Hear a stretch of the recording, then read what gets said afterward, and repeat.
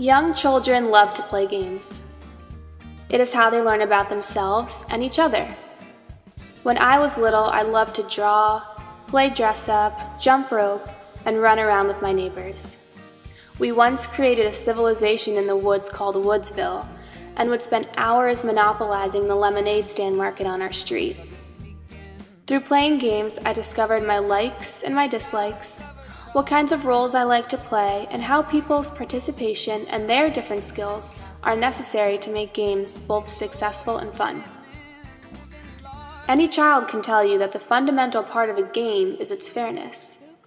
Every person participating must be able to have an equal opportunity for success in the game, or at least an equal ability to have fun while playing the game. American education does not parallel the act of children playing a game because it is an inherently unfair institution. Testing, specifically sorting tests, standardized tests, or intelligence tests, are biased. People with a higher cultural capital, those coming from a higher social class in which they are exposed to certain knowledge and skills valued in society, tend to score better and are exposed to more learning opportunities and programs. When I was in second grade, I was tested for our school's gifted program. Sitting in the chair with my school psychologist, I was asked a series of questions. What year did Christopher Columbus discover America? I didn't know. Does this mean I'm stupid? I remembered thinking.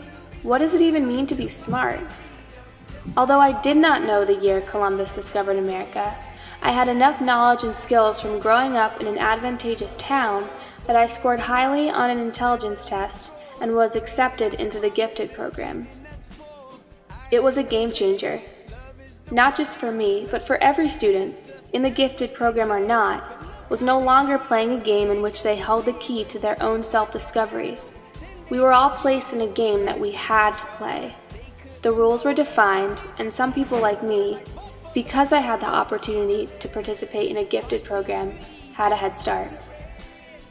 Naturally, I thought that because I performed well on this test, I must be smart. And because I must be smart, I must continue to perform well on tests. This mindset was not necessarily my fault. Teachers view students who score higher on sorting exams as being more likely to succeed academically. Consciously or not, teachers treat these students differently. They are separated into different classrooms and participate in a more advanced level of learning. Yes, after my 4 years of high school, I can say I was academically successful, but my education was undermined. I let a test give me a label and define my intelligence, something that cannot possibly be measured. Grades and test scores became a scale on which I measured my identity.